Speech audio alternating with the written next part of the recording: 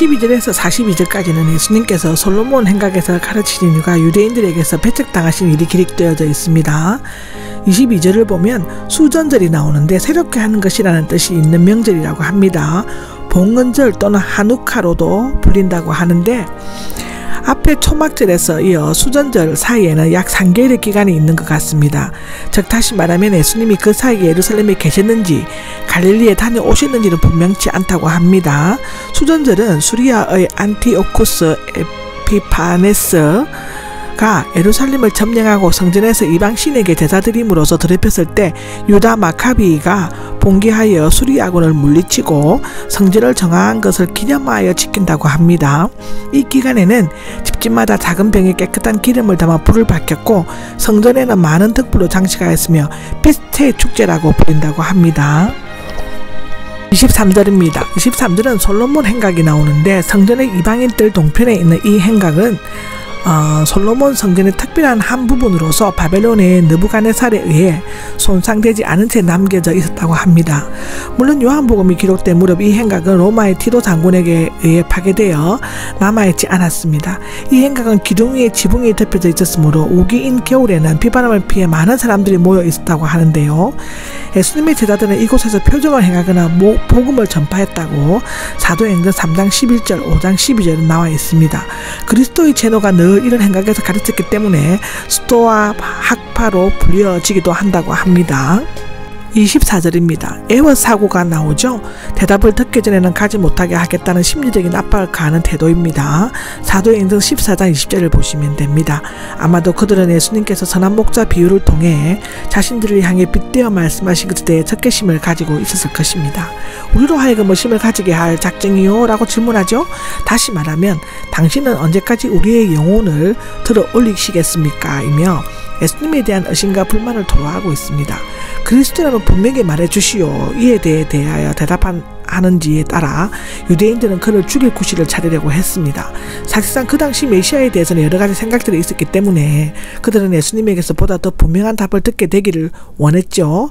이에 대해 예수님께서는 4가지로 답변하셨습니다.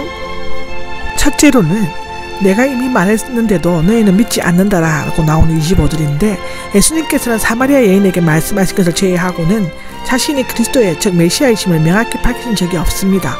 그러나 자신이 메시아이심을 다른 방식으로 표현하는데 곧 자신이 하나님의 아들이요 하나님께로부터 보내심을 받은 자로 생명의 떡 영원한 생수 참 목자이심을 말씀하셨습니다.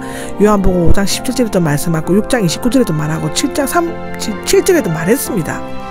더욱이 예수님께서 아버지의 이름으로 행한 일들을 그를 증거하고 있습니다. 26절에 보면 내 양떼에 속해 있지 않으므로 믿지 않는다인데 만약 유대인들이 참으로 그리스도의 양이었다면 그리스도의 음성을 듣고 깨달을 것입니다. 또한 그 하시는 일을 보고 믿었을 것이죠. 27절에 보면 내 양들은 내 목소리를 알아듣는다인데 목자가 부르는 목소리에 귀를 기울이지 않는 불신앙적인 유대인들은 하나님의 무리 밖에 두어지지만 그 목소리를 듣고 따르는 자들은 우리 안으로 인도되어 선한 목자가 주는 영생의 축복에 참여하게 되는 것입니다. 네 번째로는 28절에 나오는데 나는 그들에게 영원한 생명을 준다입니다. 예수님께서는 그들에게 영원히 멸망하지 않은 생명을 주시고 사꾼이 아닌 목자의 보호를 받기 때문에 아무도 그들을 예수의 손에서 빼앗아 가지 못할 것입니다. 한편 예수님의 말씀과 그 행하신 증거를 믿지 않는 유대인들은 영원한 생명을 얻지 못할 뿐만 아니라 마귀가 와서 그들을 빼앗아 갈 것입니다. 예수님을 그리스도로 믿느냐 믿지 않느냐에 따라 천국과 지옥으로 가는 길이 나누게 되는 것입니다. 29절입니다. 29절은 내 아버지는 더 크시다입니다. 내 아버지로 말하자면 그가 내게 주신 것은 모든 것보다 더 크다로 되어 있는데 예수님의 양은 그의 손에서 빼앗아 가지 못하는 것은 그 양을 주신 분은 아버지시고 아버지는 모든 것보다 더 크시기 때문입니다. 양들의 안전한 목자의 힘에 의해 보장되는데 아버지의 힘은 그 어떤 원수의 힘보다 더 강하시다입니다. 따라서 예수님과 아버지 하나님은 하나이심으로 두 분으로부터 보호받는 양은 절대적으로 안전하다는 것입니다. 여기에서 모든 것은 성자 예수님을 제외한 모든 피조물들을 의미하는데 유대인들이 하나님의 양, 예를 들면 눈이 멀었던 사람을 빼앗으려고 하지만 선한 목자이신 예수님은 목숨을 바치면서까지 그 양을 지켜서 보호해 주셨던 것입니다. 30절입니다. 30절은 나와 아버지는 하나이다인데 여기에서 하나가 남성이 아닌 중성, 즉 한 사람이 아니라 하나의 것으로 사용되어 있는 것은 둘의 본질이나 본성에 있어서 하나이지만 동일한 인격체가 아님을 나타내고 있습니다. 또한 아들이 아니고 나의 아버지가 아니고 아버지로 되어 있는 것은 한 사람이 아니라 한 본체, 즉 복수임을 나타냅니다.